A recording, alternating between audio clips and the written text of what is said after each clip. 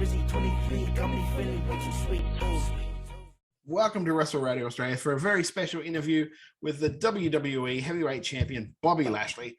Bobby Lashley, thank you for joining us, mate. My pleasure. In a recent interview, Goldberg said that he's proud of you and what you've accomplished, but he's still not a fan of your character. What are your thoughts on Goldberg? You know what? A lot of times when people go out and do these interviews, they start saying things that they don't actually mean. You know what? As far as Goldberg, I am a fan of Goldberg from way back when. I thought Goldberg was incredible. And even now, standing in the ring, hearing him come out, crowd going crazy. Goldberg still has that it factor. He's still Goldberg. He's still a huge name in this wrestling business. But as he says, maybe he's not a fan of my character because I'm on top. You know, that's the hardest thing. I posted something on my Instagram not too long ago, or I think it was a day or two ago, and it just showed the respect that we had from each other at a certain period of time. But since I had this title, you know, my friends became my enemies. And right now, since he is now my enemy, the dislike is starting to build. And like I said before, I'm ready to defend this title against anybody. And I'm not going to give him a second chance. So when he comes out there, I'm not going just to beat him because I'm in the part of the hurt business. I'm going in there to hurt him. I'm going to send him away, and he's not going to come back. How much of an influence has MVP had on your career? I mean, you'd worked together in other places before, but now as your manager of sorts, he seems to have really played a big part in your recent success as WWE Champion. Man, MVP is more than that. I mean, MVP is a good friend of mine, first and foremost, and that's how when we got together, the synergy that he and I have is hard to beat, man. If you think about it, across the board, you compare us to any duo in the wrestling business, and it's one of those things where when we started the Hurt business, I say this over and over again. It was sometimes you have to believe in somebody else's belief in you, and I believed in what he believed in me, and we saw it. He made me believe it. We saw it and saw it and saw it, so we knew it was going to happen.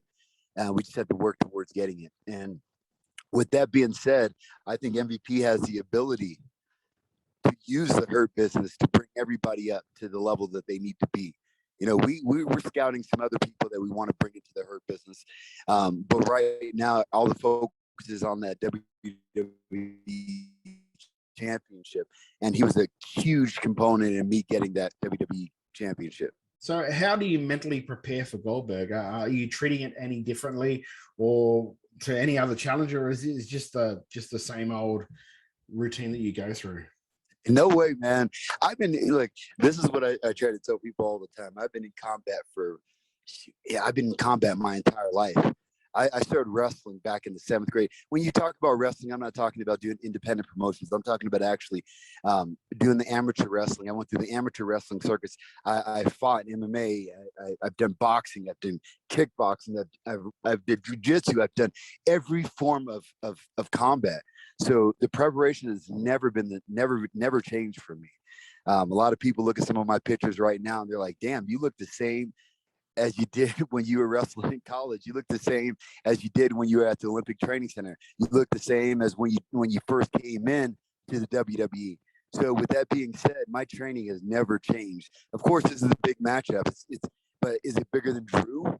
Is it bigger than Keith Lee? Is it bigger than all the other ones that are going to come after this? I think they're all the same. I think Goldberg has a little bit more fan base than some of the other competitors that I had, but he's just a guy. He's not the almighty. I'm going to take him out. So the preparation is good. I mean, right now, I'm just taking a break from the gym. I've been at the gym this morning, I'm preparing, but that's what I've always done. So it's like, I don't think that I can prepare anymore. I just think that I got to keep doing what I'm doing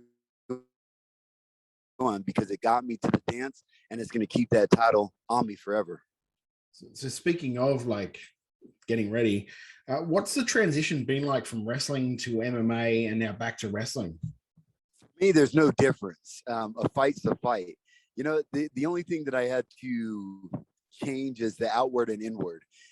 Because of course, professional wrestling, we have the crowd there and we cater a little bit more towards that crowd for the entertainment aspect.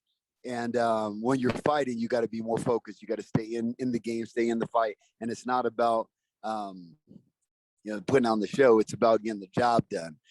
So for me, I think there wasn't too big of a difference because ultimately you got to win. You got to go out there and win. So my preparation stayed the same because the way the wrestling is now is it's more athletic. You have you don't just have the big guys that can't do anything. You have guys like Keith Lee doing moonsaults off the top rope. So of course you got to have a little bit more athleticism as a big guy. So my preparation stays the same. I still use my same strength and conditioning coach. I still put in my cardio like I was doing when I was fighting. I'm still working with my boxing coach. The only thing that I do is I've maybe put in a little bit more calories to keep my weight up a little bit more with professional wrestling. Outside of that, everything else stays the same. So when did you feel like you've established yourself, or do you feel like you've established yourself as a WWE champion that will be remembered, and not just a guy that's held the title, especially in this day and age where title reigns tend to be a lot shorter than what they used to? I think this is my biggest thing. When I first got the title, you're exactly right. When I first got the title, it was one of those things where there's been guys that held that title for just a short period of time, and they were in and out, and you kind of don't even remember them as a champion. So, and that was so before WrestleMania. It's like Drew's coming and Drew's coming hard. So I have one or two things to do. I could lose to Drew and just be kind of one of those forgotten champions, or I can beat Drew at WrestleMania and then I can become established. And I think that's what it was. When I beat Drew, that established me as one of the top tier guys. And one thing that I'm going to say for the years going forward, I'm taking credibility, I'm taking titles, I'm taking everything away from some of the people that I want to beat.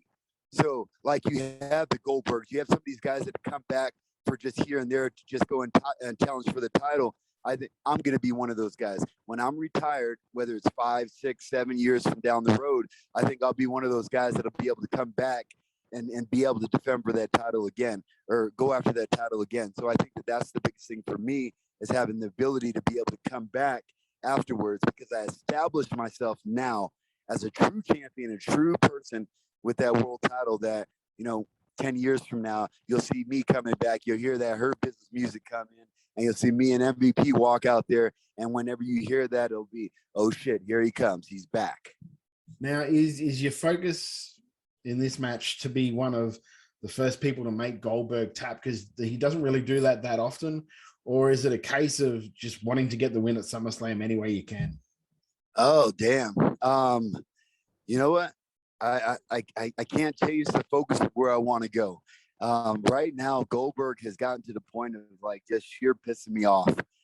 So right now, it's not going to be the point of breaking some kind of record of making him tap out or anything like that. Like what I want to do is I want to send a huge statement to Goldberg and let him know what I'm really about. So whether it's tapping him out, whether it's hurting him, whether I'm putting him away, I'm going to make a huge statement this weekend with Goldberg and letting him know that you don't just come back and challenge the Almighty.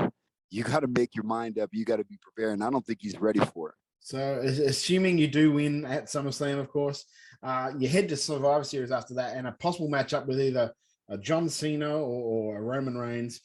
How do you think Roman is going over in SmackDown? And is this a match you'd look forward to having? First of all, I love what Roman's doing right now. And everybody says it, and there's no reason to not say it, because he's on fire. So it's going into Survivor Series. I am excited. I'm excited about every possibility there. I don't know what that possibility is going to be, but I'm excited about it. The one thing that I said at one point in time, I said, how cool would it be is if it doesn't have to be me against Roman. It could be, Roman, you pick your team and I can pick my team. Because I think a lot of people have been talking about who's the stronger faction, whether it's SmackDown or Raw. And we can see at Survivor Series. I think that's one thing that we should really take a look at. Have Roman pick 4 people, and I can pick 4 people. And if you want to fantasy book it, I think we should fantasy book it. See who he's going to pick, because I'm gonna bring an all-star cast. I'm gonna bring the likes of Drew, Damian Priest is up there. Keith Lee is up there. Sheamus up there. Randy Orton's up there. AJ's up there. Riddle's up there. I mean, there's so many guys. Elias is up there. I can bring Ricochet in. I can bring Ali in. I can bring Drew Gulak in. I have so many people that I can put on my team to go and challenge the SmackDown roster that I'm excited to see what we do when it gets to that point. I don't know what it's going to be. I don't know if I'm going to have a singles match, or I don't know if it's going to be team against team. I just know that as we go forward, these pay-per-views are only going to get better. And I'm excited to see what we have in store coming in for the future. Now, on the WWE YouTube show, The Bump, recently Goldberg rated your spear a 2 out of 10. So in the interest of fairness, I think it's only fair. How do you rate his spear out of 10? His spear is a 10 out of 10. And the reason why I say that is because when he hits me with it and I kick out of it, it's going to show that I am invincible. If he says mine's a 2, then when I hit him with the 2 spear and then he stays down, he's going to show how weak he is. So that's all I got to say about that. Mine can be whatever he wants to say, but I tell you what, everybody that I've hit with that spear stayed down. If he hits me with his spear, I will get up. Now, Gable Stevenson will be at SummerSlam. Of course, Gable recently won the Olympic heavyweight gold medal in wrestling. He's apparently trying to decide between UFC or coming to the WWE. What would you say to convince him to come over to try wrestling in WWE? Well, I tell you what, here's the thing. That kid has so much potential to do whatever he wants to do right now. So I got to take my hat off to him because I watched him at the World Championship at the Olympics, and he looked incredible. So I'm not trying to like pull him this way because he's young. He's 21 years old. He can go fight if he wants to and get that out of his system, or that might be his calling, or he can come to WWE. But I can tell you this, if he does come to WWE, the way that the smart choice would be for him to do is to give me a call, and maybe we can bring him into the Hurt Business so we can help out his career. If he comes to WWE and he's not a part of the Hurt Business, then he's going to fall like everybody else, and he'll just be a second-rate guy. So that's his options. Either come to the WWE, join the Hurt Business, and we can assure him that he's going to be in the right place and in the right hands. Or he can go to the UFC and kind of try his hand at it. I think he's really siding more towards coming here with WWE.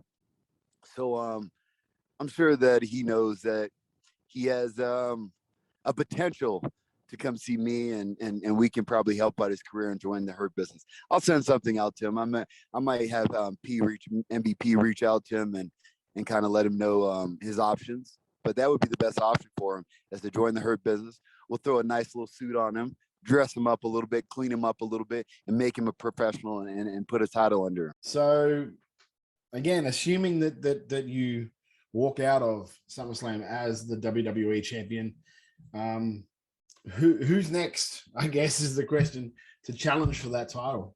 I don't think it's a case of who's next for Bobby Lashley. I think it's whoever has the opportunity to build themselves up and get up there.